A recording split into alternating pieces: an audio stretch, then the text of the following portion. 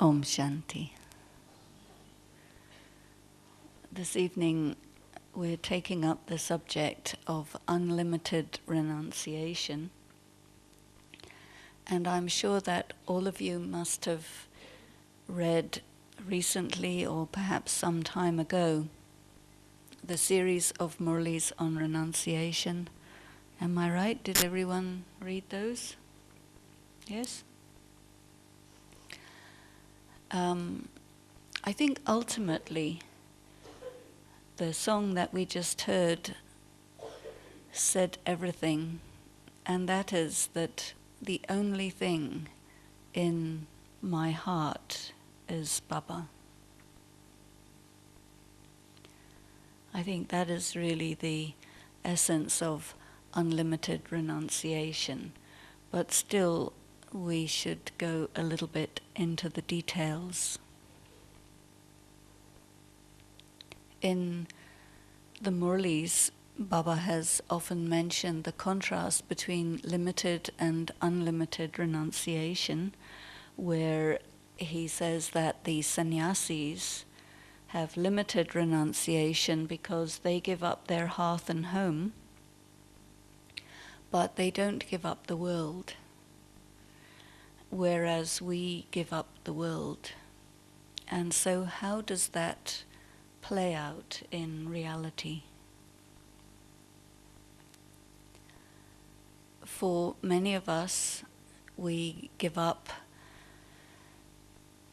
many things that were going on for us in the world, and for some of us, we give up our Lokic life and we stay in centers. How many here are living in centers? And the center is also a world, isn't it? It's very easy to replace the Lokic world with the center world. But then renunciation comes in there also. What is really renunciation? I suppose we should say that there are many levels of it. And the first level of renunciation is really on a physical level, and we will adopt vegetarian diet. For us, we don't think of that as renunciation, but for many people, it is renunciation. But then within food, you see, not only there is vegetarian diet, but also a renunciation of food that is prepared by non-yogis. So it may be vegetarian, but if it's prepared by non-yogis, then also we would renounce that. But even then, we would not say that that's really renunciation, because we like better the food that is made by people who are pure, and we like better food which has been offered because it's made sacred and it's filled with pure vibrations, and it makes our meditation better. And so hardly we would say that it's renunciation. And the food that is prepared and offered in Baba's remembrance is also very tasty. And so not that we have renounced taste even. We renounce intoxicants, but even that is not a renunciation in a way, because whatever intoxicants we may have been using, many people never did use any intoxicants, but some may have, and those become addictions, and we wish to be free from any kind of addiction. And so Baba's love, Baba's remembrance, and the power of yoga actually enables us to be free from those. So that is also hardly a renunciation, isn't it? What else do we renounce? We practice celibacy. And for many people, that is considered a very big renunciation. But can we really call that a renunciation?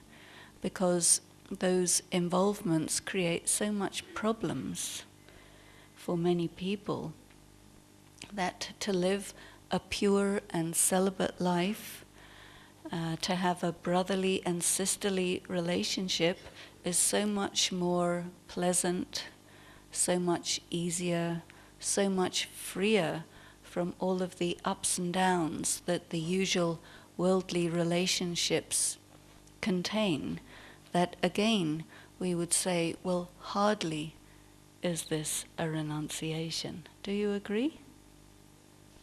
Yes? One or two agree. Any more than one or two agree with that? Yes.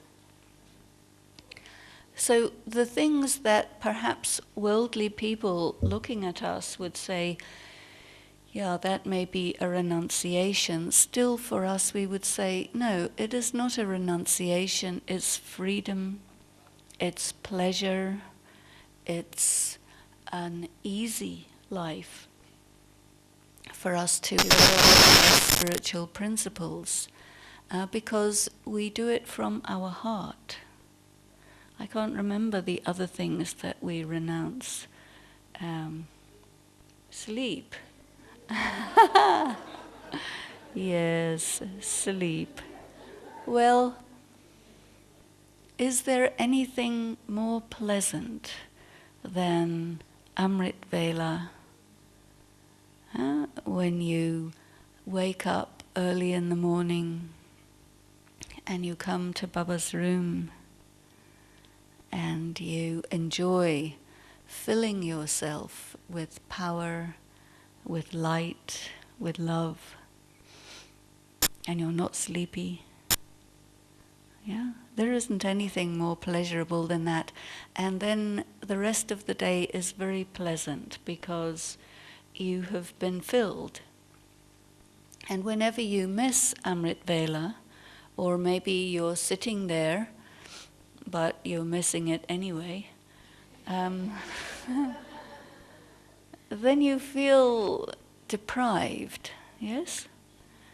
So on one hand we could say, okay, renunciation of sleep, but in reality, I think that if we pace ourselves correctly, and if we give importance to taking care of our physical vehicles, then we will make sure that we have sufficient sleep so that our early morning meditation is not compromised, you see.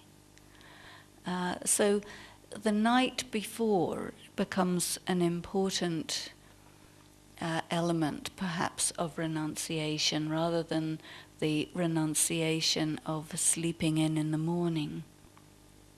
Because we have to be quite attentive to make sure that we are ready to sleep by 10 or 10:30. If you have just watched the news and it's full of bombs and terrorists and so on and so forth, then you may find that you are very stimulated and then you are not ready to sleep, you see.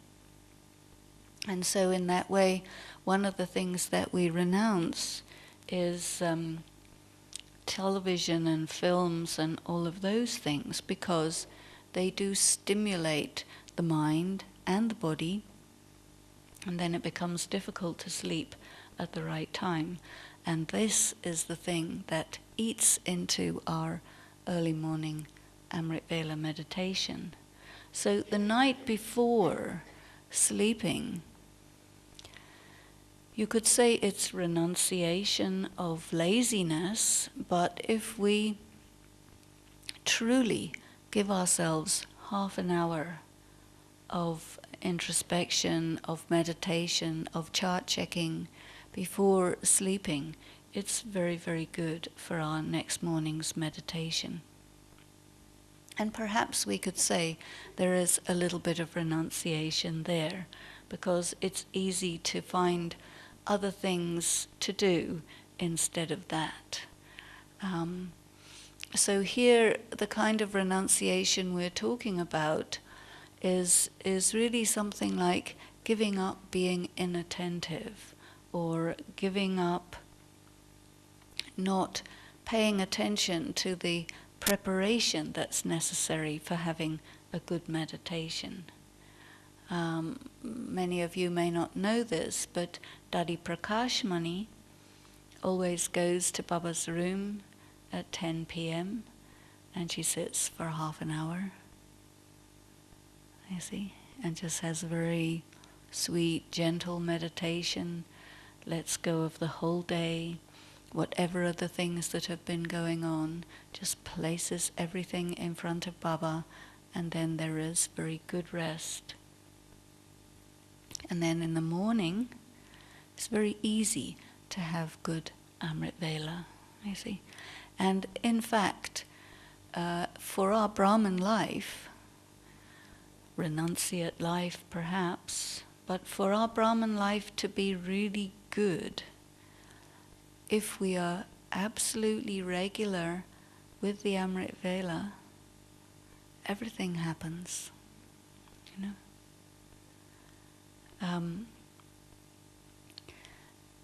Sometimes you may find you have to really work to create good Amrit Vela. Some people, they say, well, in order to have a good Amrit Vela, maybe I have to read a couple of murlis, have a cup of tea, take a shower. You know, they do all kinds of things to wake themselves up. And that may be good, but sometimes to do such things will pull you away from the subtle stage of consciousness that's possible when you wake up and very gently go into Amrit Vela. The kinds of things that constitute really deep, unlimited renunciation have to do with things that go on in our mind. Because on a physical level, the things that we do are really things that help us to develop that subtlety of mind which we're all looking for. We want to have pure thoughts. And I think really unlimited renunciation is all about that. It's something deeply going on in the mind. And many physical renunciations are complementary to that. But physical renunciations in and of themselves are in a sense quite limited. So we'll take the word unlimited to refer especially to things that are very subtle, things that are mental. We need to renounce having thoughts about others. This is sometimes called Pardarshan chakra. You must have heard this expression. We know the expression Swadarshan chakra, the spinning of the cycle of the self. And Swachintan, which is thinking deeply about the self, understanding who I am, who I really am. But so often we will think about ourselves in a way that's perhaps not entirely spiritual. Say, for example, if we think about ourselves in a way that creates self-doubt, that is thought about the self, but it's based in something negative, and therefore it cannot be really termed thought about the self. It would be thought about what the self is not. You know, self-doubt is something that comes up in many people's minds, and self-doubt occurs when we make comparisons with other people, and so it stems originally from thinking about somebody else. You think about another person then you think about yourself in comparison with that other person, and you think that you're thinking about yourself, but in reality, it's because of thinking about someone else. So to think about oneself, where it doesn't have anything to do with anyone else, is connected with the idea of solitude. And I think, in a way, one very useful form of unlimited renunciation is to create a stage within where you are comfortable in being completely alone with Baba. Because as the song we just heard said, let there be only Baba in the heart and no one else. So in order for that to take place, we need to enable ourselves to be alone. Alone in the sense of emotionally independent and socially free from anxiety. Because sometimes people experience anxiety within the context of social situations. Does anybody experience such things? Yes? No? It's all top secret, right?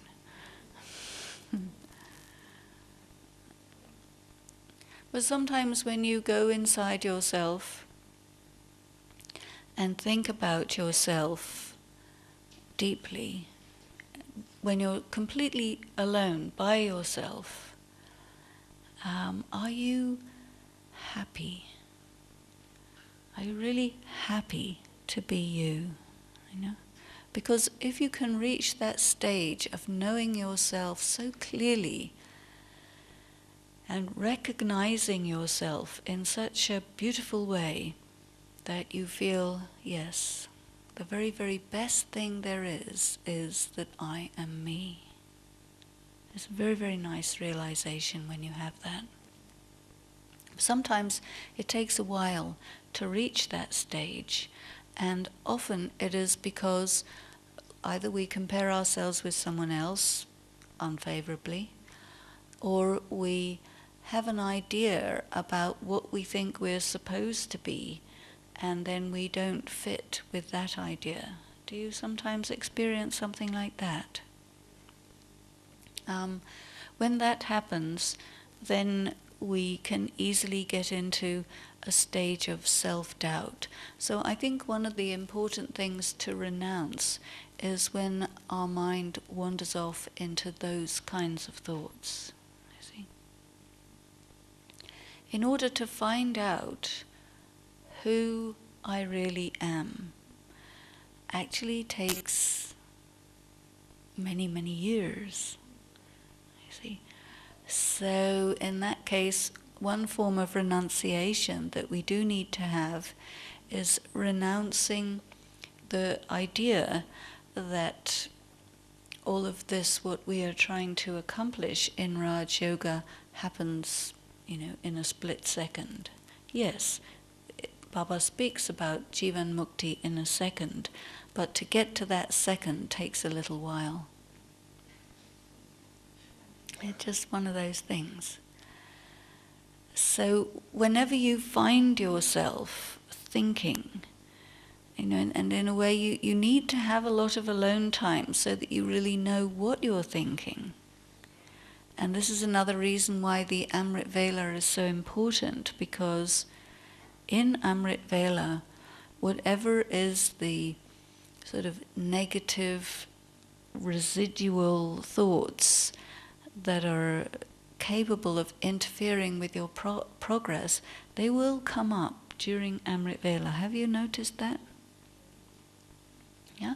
And so one of the reasons why people fall asleep in Amrit Vela is because of these other thoughts.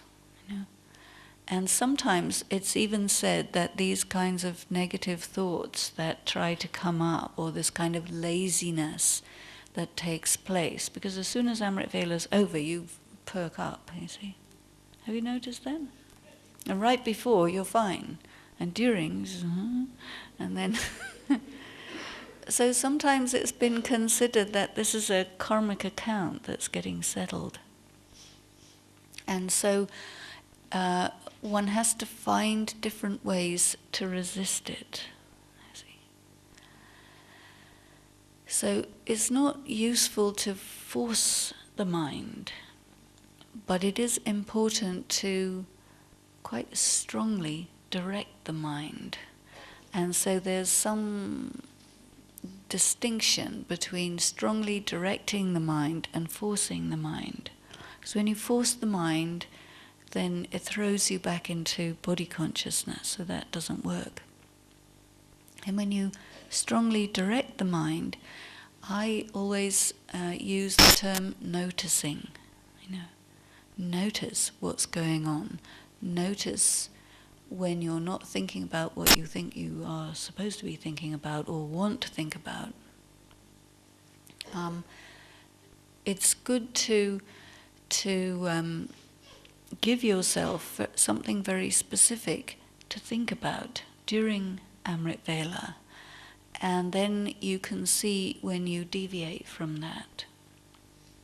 Because what you want is to have only Baba in your mind. And in order to create that, you may begin with something akin to a cardboard cutout of Baba. It's a kind of unidimensional thing. And what you want to do is create some depth and think up things to say to Baba and think about Baba which are not routine things. Because when you think of routine things, your mind will say, who are you trying to kid?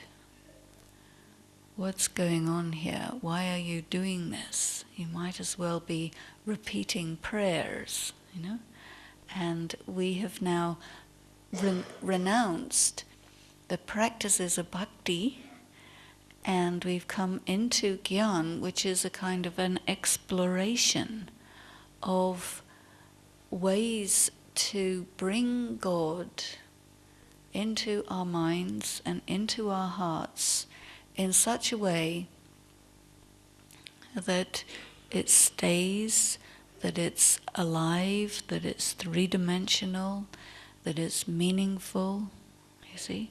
Because otherwise it wouldn't really sustain us. And so there's actually a lot of exploration and experimentation that needs to take place.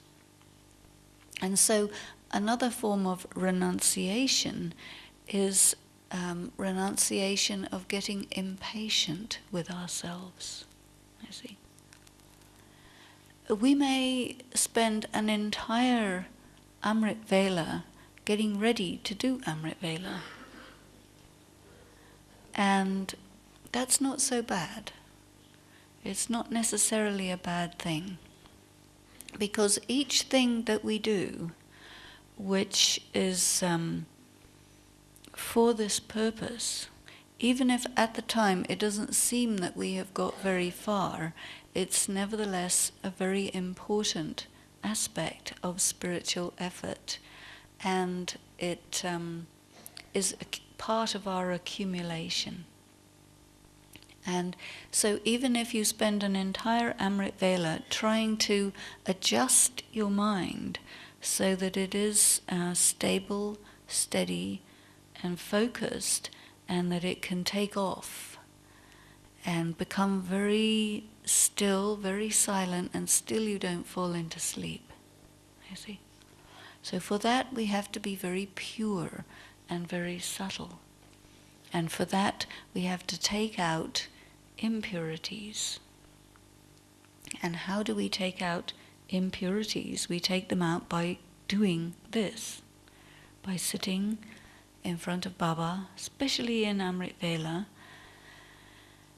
and calling upon Baba to come and be with us, so that you can be free from the consciousness of the body, be focused in an interesting way on Baba, And when your mind goes off, either if it goes into a lazy state, or it goes into a preoccupied state, or you start thinking about just service or activities or memories or any of those things, notice what you're doing and see if you can bring your thought to a little bit more higher, a little bit more refined level. Sometimes you may find in Amrit Vela that there is some kind of an obsessive set of thoughts going on. Have you experienced that? Which have nothing to do with Amrit Vela, but yet they come up, you see. Has anybody experienced that? You have to put your hands up so I know, otherwise I think you're all already karmatit and there's no need for me to sit here. Yeah. So these are the karmic accounts. Well, I think you can give an example. Obsessive thoughts, say you're thinking about something that happened, somebody did something, or you don't like something, that kind of thing, you see. This is going round and round and round in your mind. This is obsessive, when it keeps on repeating. And instead of having Baba in your mind, you have that thing, you see. And you can't make it go away. That means it has it has you in its grip. It has possession over you, see. And so many people put their hands up that, yeah, this thing happens. So these are karmic accounts.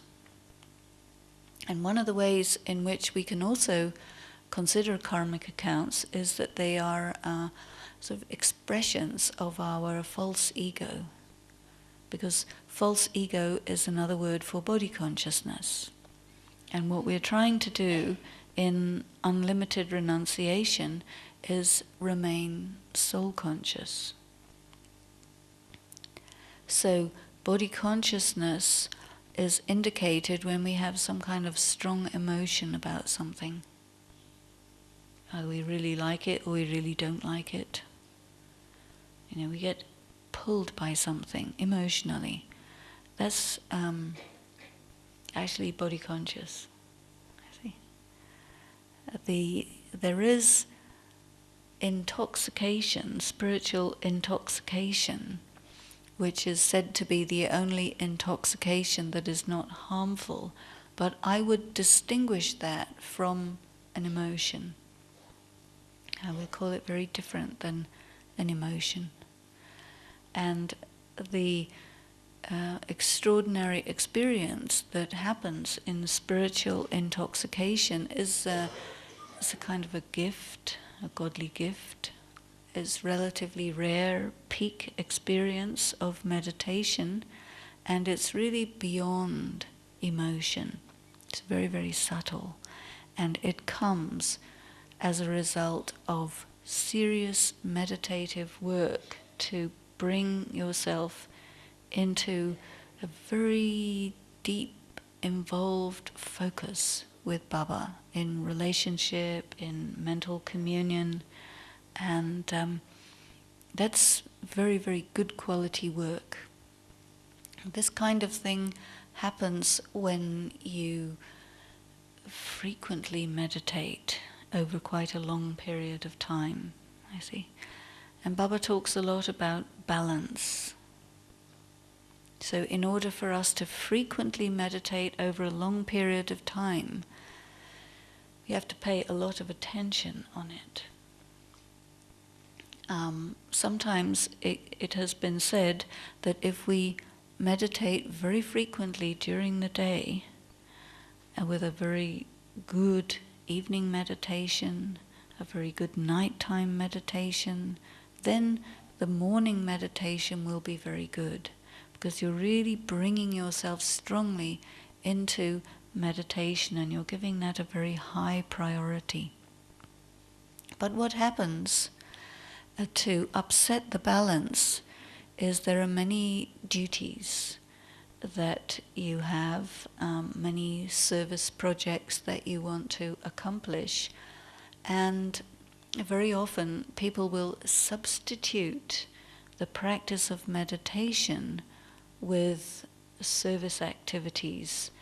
And while it is true that service activities do keep us involved with Baba, they can quite easily become a reason why we don't meditate.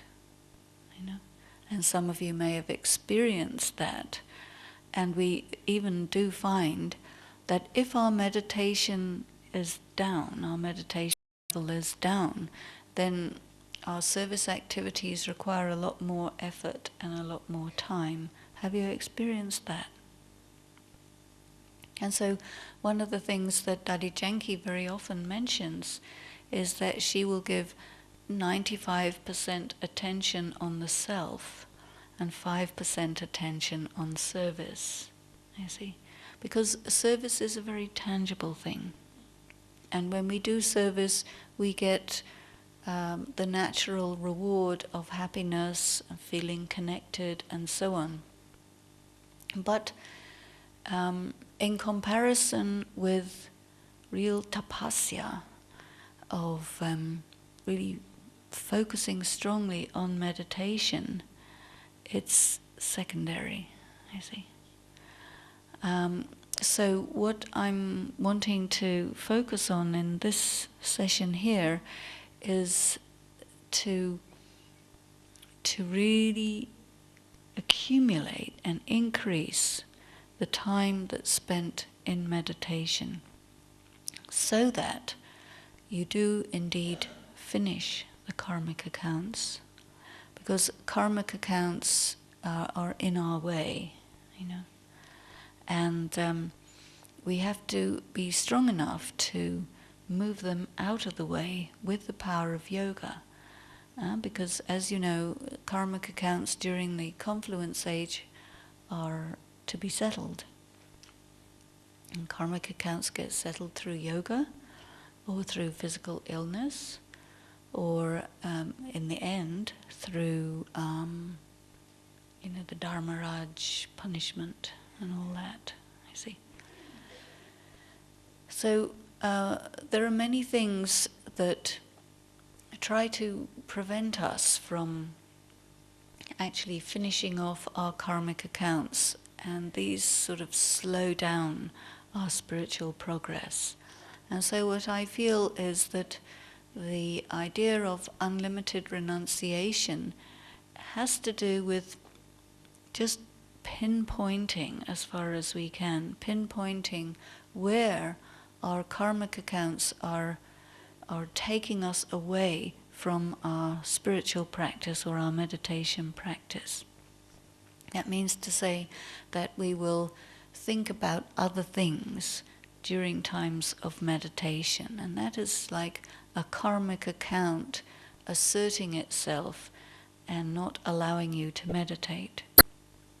And so when you notice that there's something else going on, and that includes feeling sleepy as well, then the effective thing to do is to make yourself subtle and alert.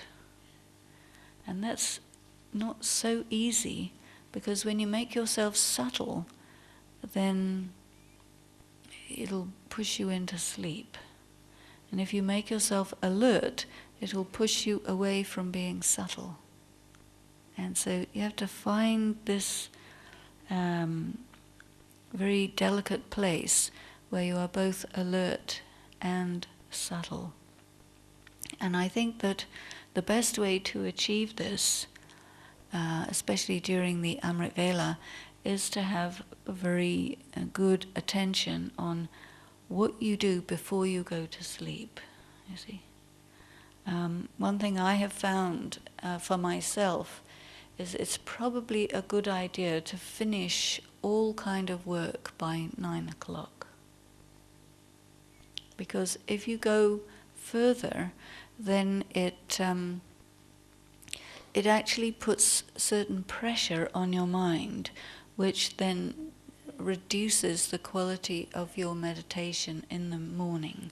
And so it's just a very good thing to do, to really wind yourself down and let go of whatever the work or the duties are, and just let yourself be gently with Baba, you see, so that you rest in a gentle way, in a good way, and then you wake up without stress, without strain. I think many of us feel sometimes the sense of urgency to accomplish service projects. Do you find that? Do you? Yes? Because there is urgency about it, and Baba has given a lot of attention on now. 900,000 people is just, just for starters. Now we're going for 900 million or 300 million, and so it's not going to end. And the more service you do, the more service you generate, and it's very easy to let oneself slip into a state of tiredness through the urgency of doing service, such that it becomes counterproductive. The law of diminishing returns sets in. Have you noticed that? And then it takes more time and more effort to do the service. And so one thing that I think is important, an important aspect of renunciation, unlimited renunciation, is to notice when enough is enough and to stop, you see, and say, okay, now it's time to meditate. Now let me keep the balance. So I think in a way, unlimited renunciation has to do with within your conscience, which is an aspect of the intellect, having it so fine-tuned that you notice when you're going out of balance, you see. In the same way, if you say, okay, I'll only do meditation and I won't do the other things, this is also out of balance, you see. And we need to become very sensitive, very well tuned, so that we know what has to be done. Because we can't just have endless rules about this should be done, that should be done, the other should be done. We need to be sensitive to it. And unlimited renunciation is really to renounce the idea that I don't know what is the right thing. We do know. And when we tune ourselves, then it becomes clearer to us, and we must follow that inner voice that tells us, yes, I know when enough is enough, and I understand what my duties are, and I fulfill them, you see. And when we do try for this, and focus specially on quality Amrit Vela, finishing karmic accounts, then we find that we progress very well, you see. So again, it's not that we're giving anything up. The only thing we're giving up is being neglectful, being gross instead of subtle, comparison with other people, self-doubt, these kinds of things we really have to give up. It's very easy for us to indulge in those things, or we will give ourselves this and say, am I doing enough? Have you ever used the word enough for yourselves? Is it enough? Am I doing enough? Have I done enough meditation? Do I understand this knowledge enough? Do I do enough service? Do I have enough sleep? This word enough is an awkward word, because I think in many ways it pushes us also into body consciousness. And instead of the word enough, I think it's just very important to go for the word balance. Do I feel balanced? Is everything moving well and smoothly? Yes, there are bound to be many times when circumstances are such that nothing at all happens. Have you experienced days like that? Nothing works? Whatever you want to do, it won't work? Have you experienced that? So then it's quite a good idea to have some backup things to do when nothing works, you know? And also to be, or to give things and people and even yourself permission in your mind to be whatever it is that they are. Because sometimes we think something is supposed to be a certain way and we try to force it. And if it's not that kind of day, then we have to just allow it to be what it is. Now, sometimes the drama requires us to be very active, very proactive. And other times drama requires us to just sit down and wait until that more passive period passes, I see. And that can also be considered an opportunity for us to just sit down, be quiet, and be in meditation, I see. Because when everything else doesn't work, then use the time to just sit, be quiet, consolidate, remember who you are, what you are, and allow that to be fine exactly the way it is, you know, so that such moments do not provoke feelings of frustration within us. Because if we become frustrated because we want something to be and it isn't going to be, then also we have wasted our time. So that is also another aspect of unlimited renunciation, that we renounce wasting our time in this way by trying to force something to happen that isn't going to happen. And for that, again, we have to be very sensitive to the moments of drama.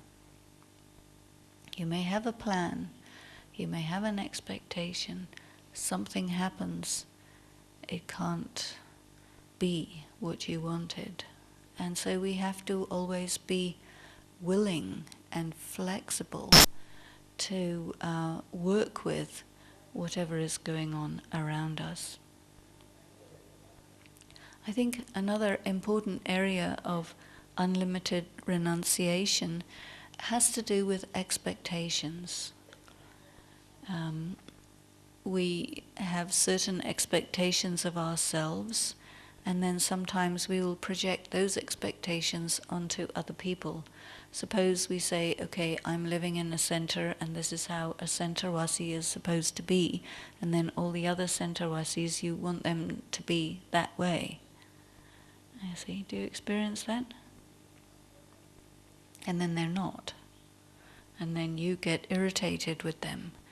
That has to be renounced because, you know, on one level, we need to communicate with each other very well, but on another level, we also have to notice when to not impose our preconceptions about what's supposed to be on other people and allow them to be whatever it is that they are, because otherwise we can easily come into conflict.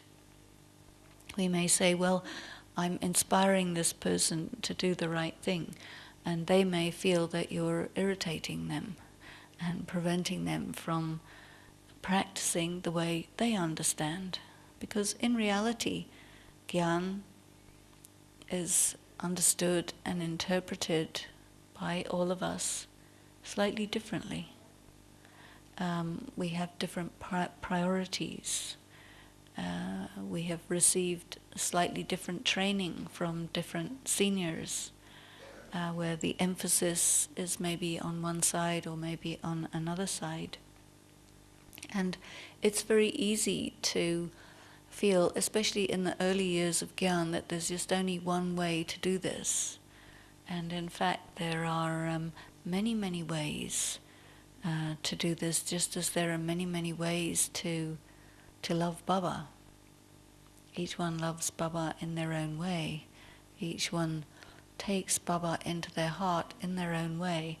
And so a very important element of renunciation is, I think, to just, in your mind, say to all those that you are in constant contact with, that you give them full permission to be exactly who they are.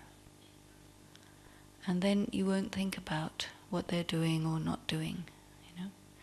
And then together with that, it becomes very important to develop communication skills so that your partnership is workable and that each one is able to be who they are individually, and at the same time we have maximum collaboration and cooperation with one another so that there is unity, there is harmony, there is consensus, agreement.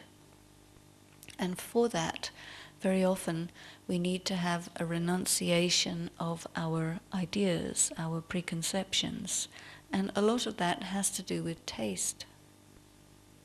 It was a very nice phrase that was given to me by one of the university professors that I've been working with here.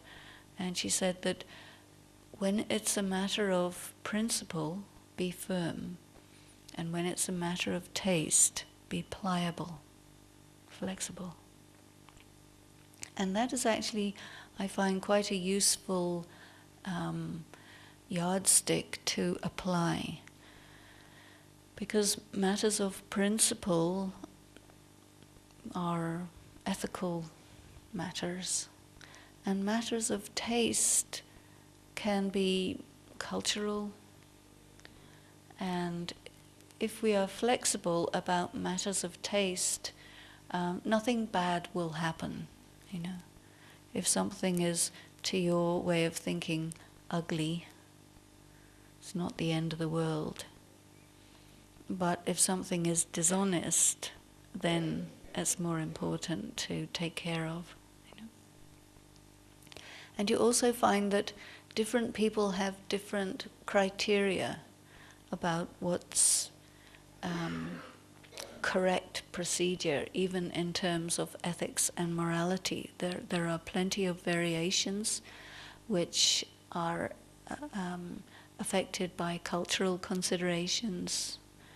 And all of us in the Brahmin family have many different cultural influences that we are not consciously aware of.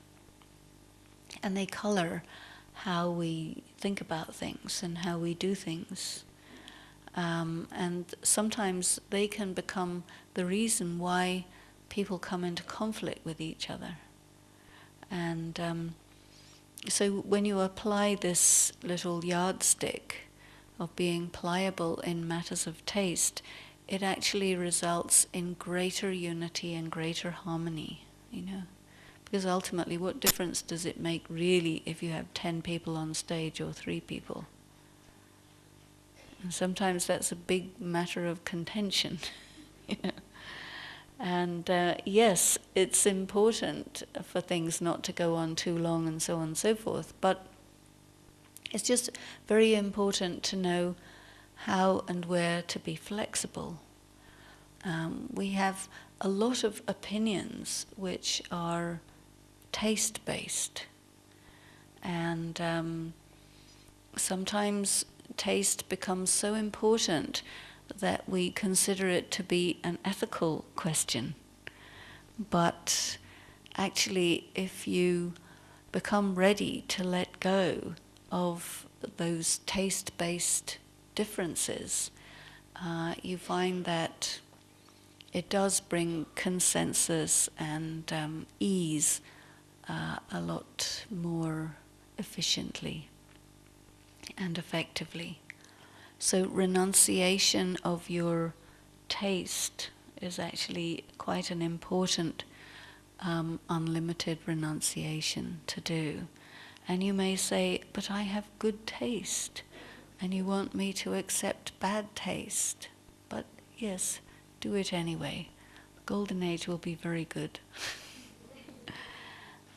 Because there are other considerations, in a way, good taste is very expensive. And so if you have something that's very good taste and very expensive, then you may run your centers in such a way that it's beyond your means. And then that becomes not a good idea. So we have to take into consideration many factors, and renouncing such things as good taste is actually very often an important step to take in order that everything can be properly covered. So allow that to be. There are also considerations that you have to work on. How closely do you model what you do on the way that everything is done in Madhuban, and to what extent you become flexible to accommodate your local environment, cultural concerns, you see. So these are also areas where balancing is needed, and you will find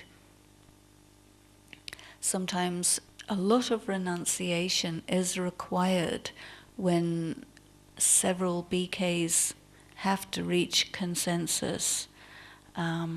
But the important form of unlimited renunciation that Baba gives a lot of credit for is when the other one's opinion is respected and given regard, so that the highest priority he gives to agreeing among ourselves. And I think in order to agree among ourselves comfortably, we need to develop good negotiation skills.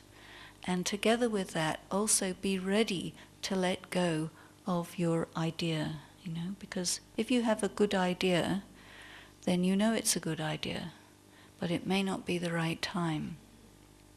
And so sometimes it's necessary to give up a good idea and kind of hold it in reserve for another time when it may be the right time. So that kind of renunciation has very beneficial consequences. So we're just about at 7, and I don't want to cut into our evening meditation time. So I will stop there, and we will sit together for half an hour and think about these things, different forms of unlimited renunciation. If any of the points have come up that apply to you, see in what ways you can adjust yourself so that you are more free, more flexible, more harmonious, more subtle, and especially give very good importance to the preparation the night before you sleep, so that you can have good quality Amrit Vela. That is, I think, very, very important, unlimited renunciation. Om Shanti.